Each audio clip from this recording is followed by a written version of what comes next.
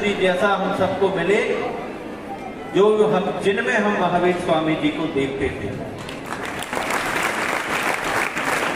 जो न केवल किसी समाज के थे, एक समाज के थे। भारतवर्ष का, दुनिया का ऐसा कोई समाज नहीं होगा जो आचार्य श्री जी से ना जुड़ा हो। क्या अमीर, क्या गरीब, क्या फकीर, आचार्य श्री जी के लिए सभी लोग एक भाव से, एक समान भाव से, एक मनोयोग से उन सबको आचार्य श्री जी एक दृष्टि से देखते थे। हम सबके लिए ये बहुत बड़ी क्षति है कि वो आज सशरीर हम सबके बीच में नहीं है, लेकिन उनका आशीर्वाद, उनका बताया हुआ मार्ग, उनके आशीर्वचन जीवन पर्यंत हम सबको प्रेरणा देते रहेंगे। और मुझे लगता है कि उनके बताए हुए रास्ते पर यदि हम चल सके तो यही उनके लिए सही विनयाञ्जलि होगी, यही उनके लिए सही श्रद्धांजलि होगी। बड़ा कठिन होता है अपने पिता को श्रद्धांजलि देना। आपने ये कहा कि गुरुवर को यह श्रद्धांजलि दो, कौन बेटा होगा जिसके मुंह से शब्द फूटेंगे। गुरुवर मेरे लिए पूरी दुनिया थे। पहले मैंने लिखा है किताबों में कि पहले मैं दुनिया में गुरुवर को देखता था और अब गुरुवर में ही पूरी दुनिया में भी है।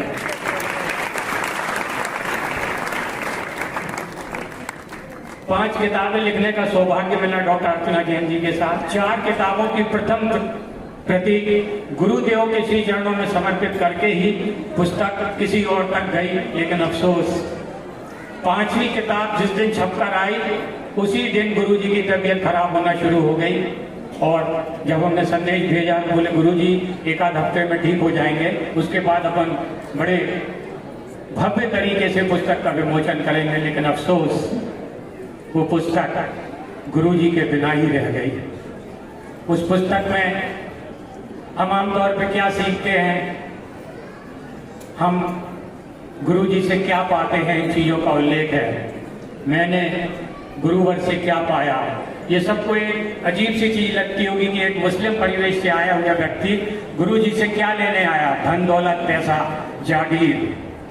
जी नहीं, गुरुवर से हमने खोना पाया अपना अहंकार, अपना अहम, अपनी कमियां, अपनी गलतियां, ये मैंने खोना सीखा है। बहुत उग्र था, कोई जरा सा बोल दे 10 मिनट के अंदर उसके खिलाफ इतनी कार्रवाइयां कर देता था कि वो जिंदगी भर परेशान होता था। लेकिन अब मन ही नहीं करता। अनुभूति होती है, वो सिर्फ अनुभव की जा सकती है, बताई नहीं जा सकती। और मैं भाग्यशाली हूं कि उसका मैंने अनुभव किया है। लेकिन आज यदि हमको उनके प्रति कृतज्ञ होना है तो उनके दिखाए हुए मार्ग पर हमको चलना है, ये वचनबद्ध भी होना है। और ये वचनबद्ध होकर यदि हम नर सेवा नारायण सेवा के मार्ग पर अविचल चल सकते हैं तो मुझे लगता है कि हम उनके स्मरण को पक्का कर रहे हैं। ऐसा मेरा अपना विचार है। और मैं सबसे आग्रह करूंगा कि उनके बताए हुए मार्ग पर चलकर हम अपने भी जीवन को सफल कर सकें, ऐसा ही उनके चरणों में निवेदन करते हुए अतीत के वर्तमान थे, उन्होंने अपना पूरा जीवन मानव कल्याण हेतु पूरा का पूरा अर्पित कर दिया। वो शिक्षा के क्षेत्र में, मैं चिकित्सक हूँ, मैं जानता हूँ कि बैलेंस डाइट क्या होती है। बैलेंस डाइट बताते बताते हम लोगों का जीवन पूरा का पूरा निकल जाता है। इतनी कैलोरी होना चाहिए, इतना भोजन होना चाहिए। लेकिन ऐसे संत महात्मा, ऐसे संत हमारे भगवान कि मात्र रोटी और एक पानी में पूरा अपना जीवन निकाल दिया, जिसके लिए हम अपना सब कुछ मानते कि मुझे शक्कर मिले, मुझे सब्जी मिले, मुझे सब कुछ मिले। उन्हें सब कुछ मेवा, सब कुछ त्याग दिया था भगवान ने। और साथ में ये कहते थे, वो 2 युगों को, वो सतयुग कलयुग को सिर्फ 2 वाक्यों में सिर्फ खत्म कर देते थे। वो कहते थे, जिसको यदि बुरा जैसा लगने लगे यानी शक्कर जैसा बुरा लगने लगे, मतलब आप सतयुग में हो, और जिसे यदि खरा अखरने लगे मतलब आप कलयुग में प्रवेश करते हैं। ऐसे हमारे आचार्य श्री कि दो शब्दों दो वाक्यों में दो युगों का बखान कर देते थे। वो बड़े कुटुंब के बारे में कई बार बोलते थे कि भैया दादाजी बनोगे तो ऐसा नहीं कि दादागिरी करने लगो, अरे सब्र रखना, तो यदि सबरी बनना है तो सब्र करना पड़ेगा। जेठाभाई पटेल जी को हमने आमंत्रित किया था, वो आ रहे हैं और अपनी भावांजलि व्यक्त करेंगे। हमारे बीच सम्मानित हम दर्शन कर सकते हैं क्या? तो उन्होंने कहा हाँ। हमने कहा लेकिन हम अजैन हैं। छोटा सा कमरा था, मेरी आवाज़ अंदर सुनाई दी। गुरुजी कहते हैं कि अजैन कोई नहीं होता भाई, आओ। मैं अंदर गया, गुरुजी को प्रणाम किया, साष्टांग। इसी बीच मैंने यूं ही कुतूहल, मैं कुछ ज़्यादा वाचाल रहने की कोशिश करता हूँ। मैंने कहा गुरुजी कहाँ तक जा रहे हैं, आप कहाँ जा रहे हैं? यूँ पूछ लिया मैंने जैसे कि मैं उनसे आग्रह कर रहा हूँ कि बैठ के मेरी कार में क्यों पैदल जा रहे हैं। मुझे नहीं मालूम था उस समय कि यह कोई इनकी तिथि नहीं होती है आने की, न तिथि होती है कोई जाने की, और इनका कोई गंतव्य होता नहीं है। ये मन में क्या सोच लेते हैं, ये त्रिकालदर्शी है। उनने प्रति प्रश्न किया कि आप कहाँ से रहे हैं आप? हमने कहा गुरुजी रोटी के साधनों के लिए यहाँ वहाँ दौड़ रहे हैं। तो साधन के लिए दौड़ रहे हैं या धन सा कुछ प्राप्त करने के लिए दौड़ रहे हैं? हमने कहा गुरुजी धन सा ही कुछ प्राप्त करने के लिए दौड़ रहे हैं। उन्होंने कहा कि धन जो प्राप्त करना वो प्रसाद सा प्राप्त करना, उसको वितरित कर सको उतना प्राप्त करना, वो प्रसाद जितना मिले वो स्वीकार होता है। तो धन की लालसा न करना, ये उन्होंने उस समय मुझे कहा जब मैंने ऐसे मन में संकल्प लिए थे कि मैं बहुत तेजी से बहुत सारा धन कमाऊंगा और सुख अनुभव करूंगा। मुझे धन से ऐश्वर्य और सुख दिखाई देता था उस समय। जो पहला मुझे उनके साथ के सानिध्य से जो पहला मुझे बोध वाक्य मिला, उसने मेरे जीवन की दिशा को बदल दिया। और दूसरा मुझे मिला गुरुजी के साथ सत्संग का अवसर। गुरुजी की एक बहुत बड़ी सभा महावीर जयंती पर 3 बत्ती पर थी और मुझे शायद पहले या दूसरे वक्ता के रूप में वहाँ बुलाया गया और मैंने कहा कि आचार्य श्री मैं आपको आहार देना चाहता हूँ, लेकिन मेरे जैन मित्र कहते हैं कि आप चूंकि जैन दीक्षित नहीं है तो आप आहार नहीं दे सकते हैं। तो क्या गुरुजी मैं आपको आहार नहीं दे सकता हूँ क्या? ये प्रश्न मैंने गुरुदेव से किया, लेकिन उस समय उत्तर लेने की प्रतीक्षा मुझे नहीं करनी थी क्योंकि ये एकांत वार्तालाप थी और वो बृहद सभा में वो मेरी चर्चा थी। गुरुजी ने बाद में जब मुलाकात हुई उसी संध्या या दूसरी संध्या को, तो उन्होंने कहा कि यदि नियमों के तहत ऐसा नहीं कर पा रहे हैं आप, तो आप चिंतित न हो। आप परमात्मा को भोजन कराना चाहते हैं तो परमात्मा आपके शरीर में, आपकी जठराग्नि में एक दिए की तरह है। उसके बाद मुझे महसूस हुआ कि मेरे शरीर में मेरी नाभि के मध्य कोई दीपक जल रहा है और वो मुझे अनुशासित भोजन करने के लिए कह रहा है। और उसके बाद से मुझे शाम को सूर्यास्त से पहले भूख महसूस होने लगती थी और मैं आचार्य श्री को दिन में 2 बार भोजन अपने शरीर के माध्यम से कराता था। ठीक इसी तरह सदरता से चला हुआ कोई युवा 20 और 22 वर्ष की अवस्था में किसी ज्ञान सागर जी के पास जाकर वो ज्ञान के टिमटिमाता प्रकाश लेकर, वो था कभी पीलू, था कभी विद्याधर और वो विद्यासागर बनकर इस बुंदेलखंड की धरा में हम सबको तारने के लिए यहाँ बिछ गया हुआ। जब हमने देखा कि आचार्य जी ने सागर में एक बहुत बड़ा मंदिर बनाने का निश्चय हम लोगों से करवा लिया है और जो पत्थर आ रहा है ना, वो वहां से आ रहा है जो हमारी जन्मभूमि थी, ध्रांगध्रा से। ध्रांगध्रा का अर्थ होता है वहां की स्थानीय भाषा में ध्रंग यानी तप्त धरा के पाषाणों को इस मंदिर की नींव में स्थापित किया है। तो मुझे और ऐसा लगा, और मेरा यहाँ अक्षर पटेलों का समाज बहुत बड़ा समाज है, सभी को बहुत संतुष्टि हुई। और उस पटेल समाज ने आचार्य श्री के सानिध्य में उनके उपदेशों को सुनकर गौ सेवा का संकल्प लिया है और दयोदय गौशाला में हरे घास की व्यवस्था, हमारे 70 घर हैं यहाँ पर पटेल समाज के गुजरात के, और हम लोग सतत उसमें जुटे हुए हैं। हम खेत में खड़ी हुई बरसीम की फसल को लेते हैं और जब हम कहते हैं कि अगर हम खुद काट के लें तो कितनी क्यारी दोगे इतने में, तो हमें एक क्यारी ज़्यादा मिलती है। तो हमारे गुजराती समाज के सदस्य यहाँ लगभग 40-50 लोग बैठे हुए हैं, वो खुद हथियार लेकर उस घास को काट कर गौशाला में गायों को भिजवाते हैं। जो किसी कारण से सागर से अन्यत्र स्थापित हो गए हैं व्यवसाय के कार्य से दिल्ली बम्बई ग्रहण कर लिया है। प्रकृति के साथ उनका विवाह हो गया है, वो सर्वत्र व्याप्त है। हर जगह संगीत चौरसिया राजेश सोनी भारतीय जनता पार्टी के लक्ष्मण करने के लिए मध्य भाग में आमंत्रित करते हैं सम्मानित श्री शैलेंद्र जैन जी विधायक सागर और उनके साथ श्रीमती अनुश्री जैन जी, उनको भी हम यहाँ आमंत्रित करते हैं। जो है मैं आमंत्रित करता हूँ भाई अनिल लेंद्रा जी को, और उसके बाद को साक्षात देखा तो आचार्य श्री विद्यासागर जी के रूप में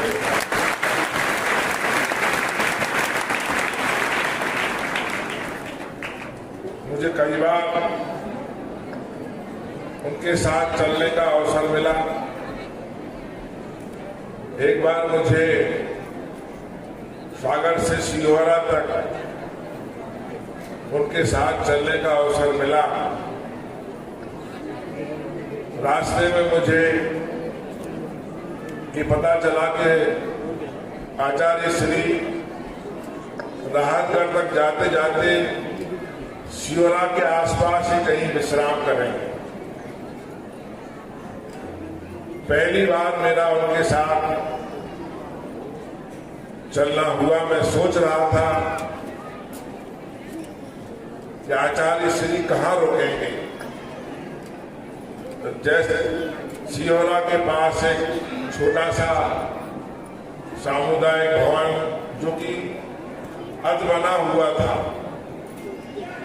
उसमें आचार्य श्री जी के रहने की व्यवस्था की गई थी। मेरे मन में बार बार ये भाव आ रहे थे कि ऐसी स्थिति में ये सामुदायिक भवन है, कहाँ सोएंगे, कहाँ विश्राम करेंगे। मेरे मन में एक और भाव आया कि यहाँ तो बहुत ज्यादा रात में गुरुवार को मच्छर काटेंगे, लेकिन गुरुवार वहां रुके। और जब मैंने काफी देर तक बाहर खड़ा रहा, करीब 10, 15, 20 साल पहले की बात है, मुकेश जी साथ में थे। मुझे ऐसा लगा कि जो कीड़े पतंगे मच्छर थे वो भी प्रसन्न हुआ कि गुरुवार आज हमारे इसमें आ गए।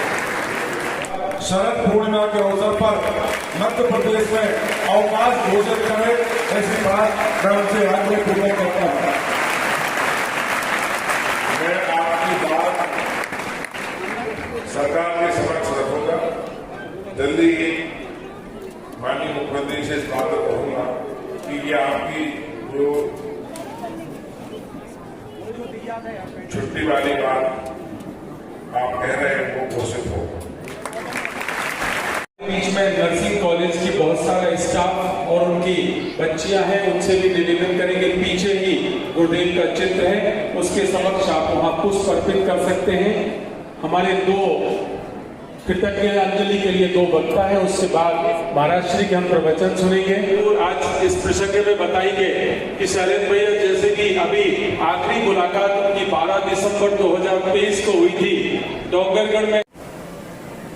आचार्य गुरुवर विद्यासागर जी महाराज के साथ मेरा वो 38 मिनट का संवाद मेरे जीवन के लिए एक अमूल्य धरोहर बन गया। जब पूज्य गुरुदेव के दर्शन करने के लिए सम्मानीय महेश भैया, सम्मानीय सुरेंद्र जी के साथ जब हम डोंगरगढ़ पहुंचे, आचार्य गुरुवर ने आवाज देके बुलवाया और मैं समझता हूं कि वह क्षण ऐसा था कि उन्होंने पशुधन के विषय पर चर्चा की, मिलेट पर चर्चा की, फ्री अन्न जिसको बोलते हैं। उन्होंने देश के अंदर जितनी भी तरह की समस्याएं थी और उनका समाधान कैसे हो सकता है, मुझे ऐसा लगा कि आज कोई खास बात है। गुरुदेव ने हमारा विश्व खोलने का काम किया।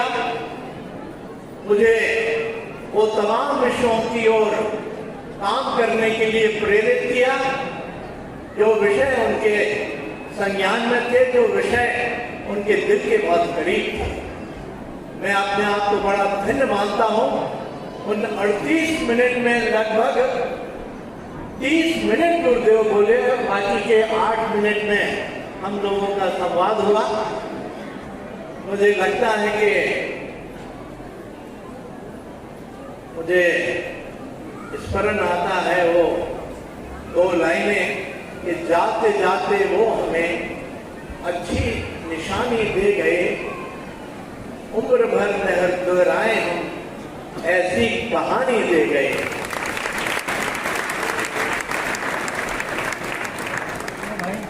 मैं जब राष्ट्रीय अधिवेशन में सम्मानित गोविंद सिंह जी के साथ मैं भी था,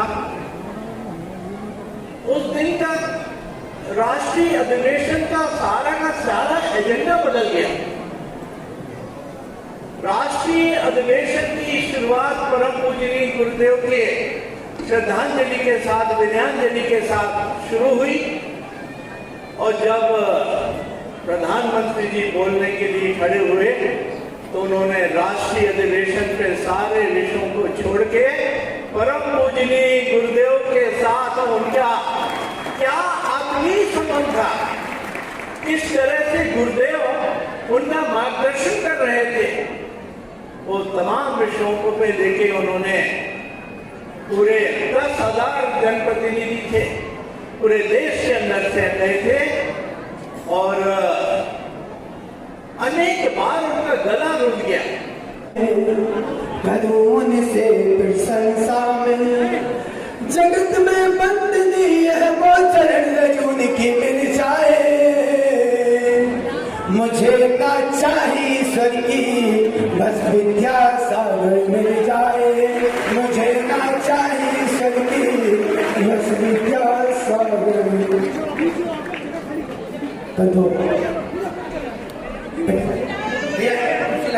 संस्कृति को छोड़ा है, वो देश आगे नहीं बढ़ पाया जिसने अपनी संस्कृति को, मातृभाषा को छोड़ा है। हमेशा कहते थे अमेरिका हो, इजराइल हो, रूस हो, कोई भी देश को उठा लो, इन्होंने हमेशा अपनी मातृभाषा को अपनाया है और आज विश्व के सर्वश्रेष्ठ देशों में, विकसित देशों में शामिल है। आचार्य भगवत की हमेशा सोच होती थी हमारी संस्कृति वो भारत के त्रिभुवन पक्ष रहते कि भारत को भारत खोले जाए। कौन सा भारत?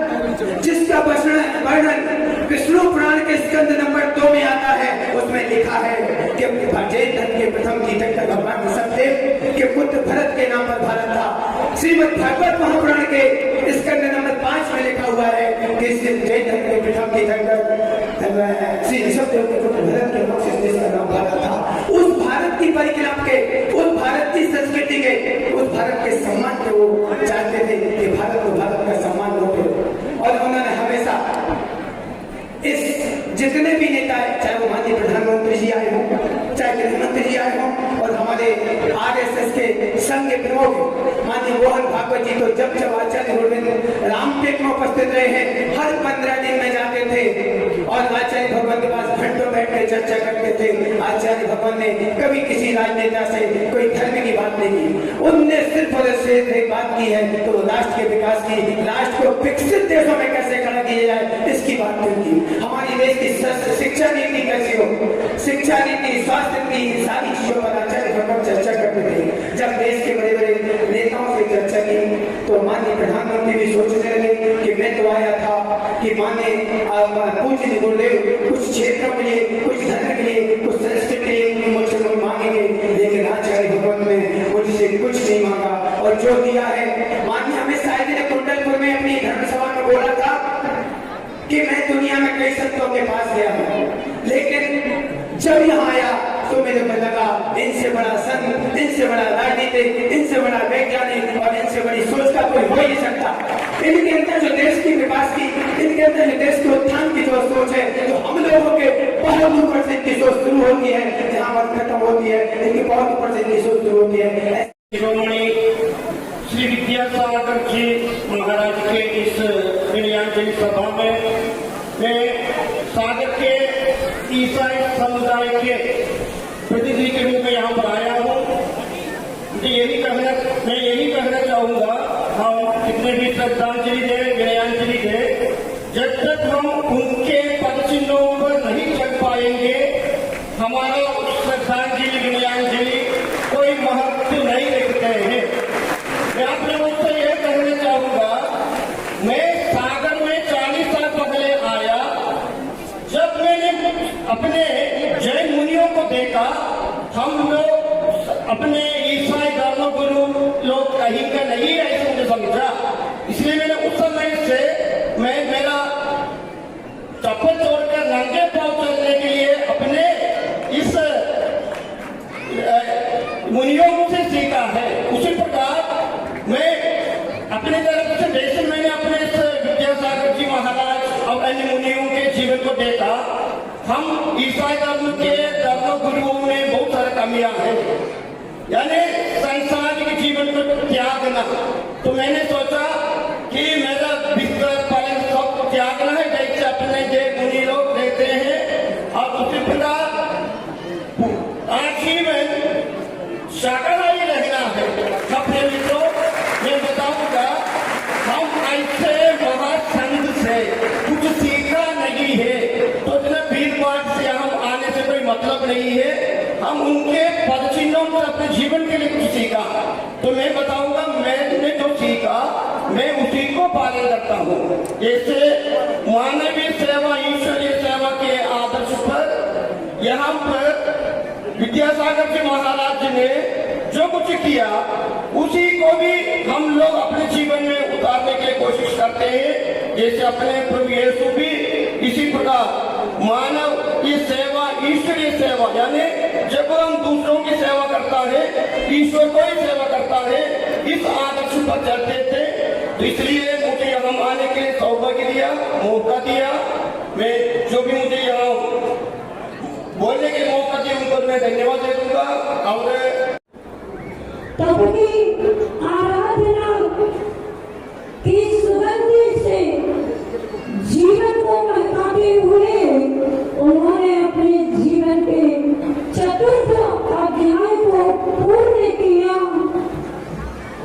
संघ में शिष्यों के संग्रह और अनुग्रह में कुशलता को प्राप्त करके उन्होंने अपने जीवन के पंचम अध्याय को पूर्ण किया और संतत्व से सिद्धत्व की यात्रा पर चलने के लिए उन्होंने अपने जीवन रूपी मंदिर की शिखर पर स्वर्णिम समाधि के कलश को चढ़ा करके अंतिम अध्याय को पूर्ण किया।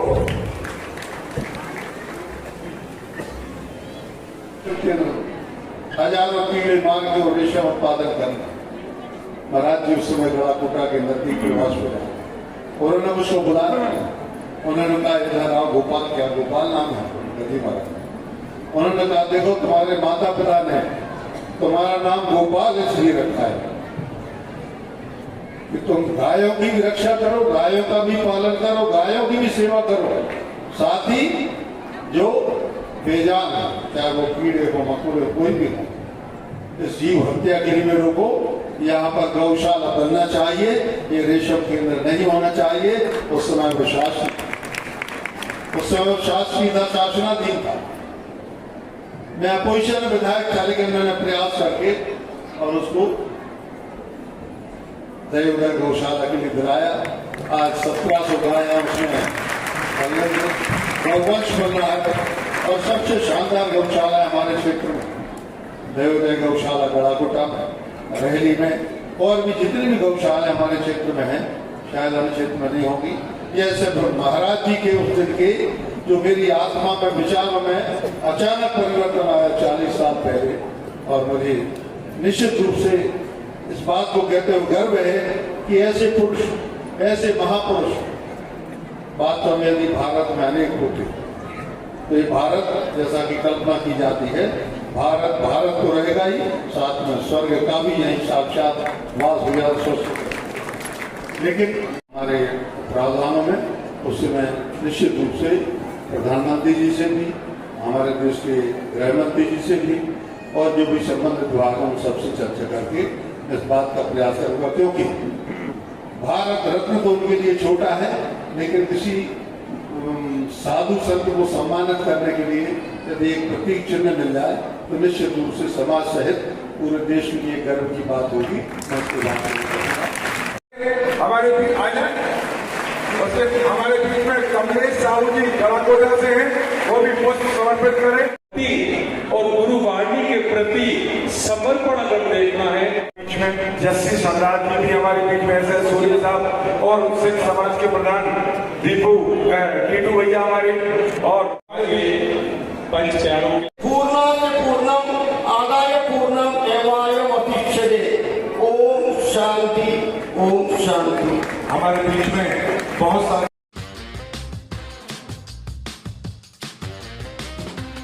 आईवेयर, सनग्लासेस और कॉन्टैक्ट लेंस के सभी लीडिंग ब्रांड्स अब एक ही छत के नीचे। अग्रवाल आई केयर, द्वारका जी कॉम्प्लेक्स, सिविल लाइंस, सागर।